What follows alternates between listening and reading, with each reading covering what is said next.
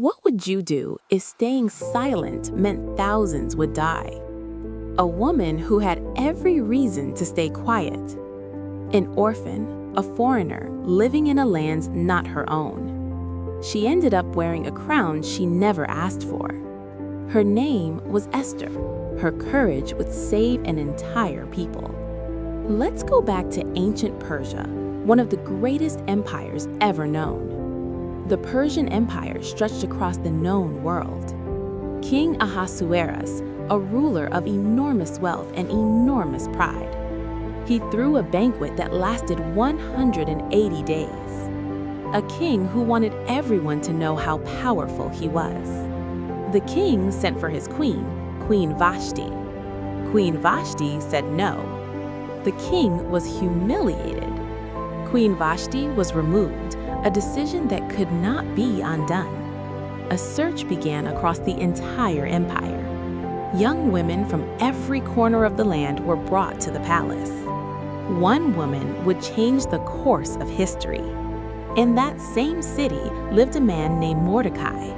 Mordecai worked near the palace gates.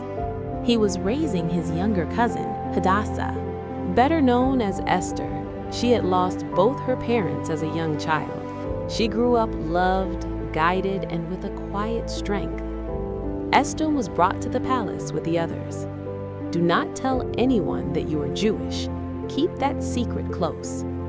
Gracious, wise, easy to trust. One by one, the young women were presented before King Ahasuerus. Then it was Esther's turn, and the king was captivated. Not just her beauty, but her spirit, her calm, her presence. King Ahasuerus chose Esther. She became queen of Persia. But then there was Haman. Powerful, arrogant, he expected everyone to bow. Every single person bowed except Mordecai. Day after day, Mordecai stood tall. Haman discovered Mordecai was Jewish. Punishing one man wasn't enough. He wanted to destroy them all. He went to the king, twisted his words, and made his case. The king, not knowing the full truth, signed it. It was now law. Every Jewish person in the empire would be destroyed. Across the empire, Jewish people mourned, wept, and fasted. Mordecai tore his clothes and sat in the ashes in grief. He sent an urgent message to Esther. You must act. Esther sent back a message that stopped him cold. If anyone enters the king's presence uninvited, they can be put to death. The king has not called for me in 30 days. Words that have echoed for thousands of years.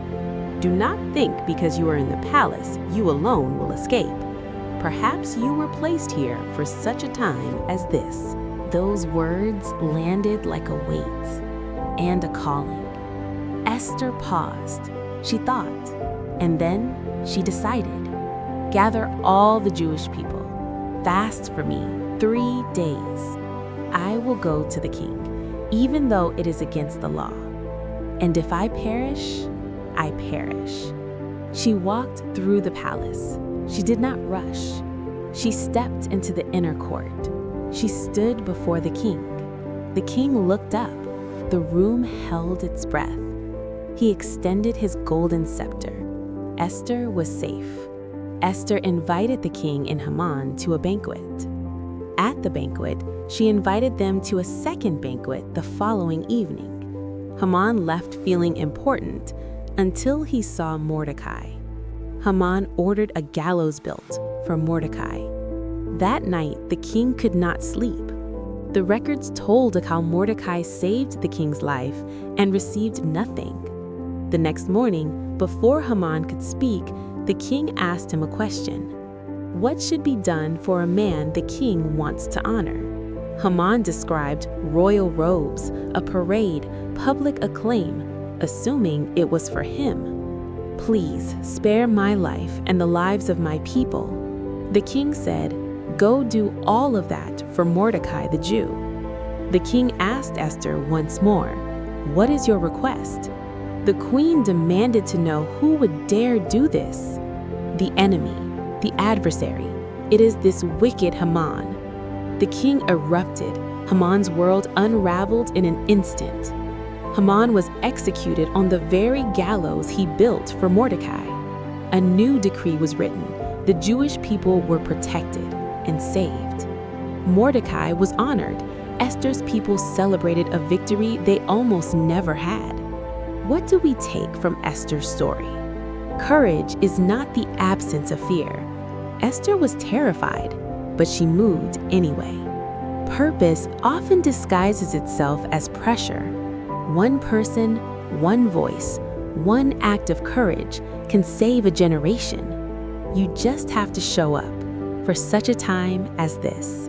If this story moved you, please don't forget to like and subscribe for more Bible stories like this.